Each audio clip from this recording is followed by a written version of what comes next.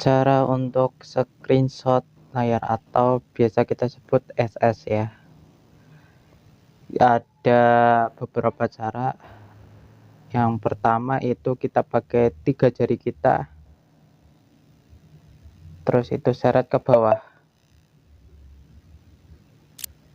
Nah, itu cara pertama. Dan cara keduanya kita tarik ya hingga muncul ini bagian atasnya ya, pengaturan. Ini ada S capture, kalian klik saja. Nah, ini bisa dipilih ya, saya akan pilih tangkapan layar panjang.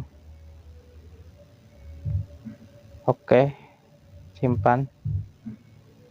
Nah, itu otomatis tersimpan di galeri masing-masing.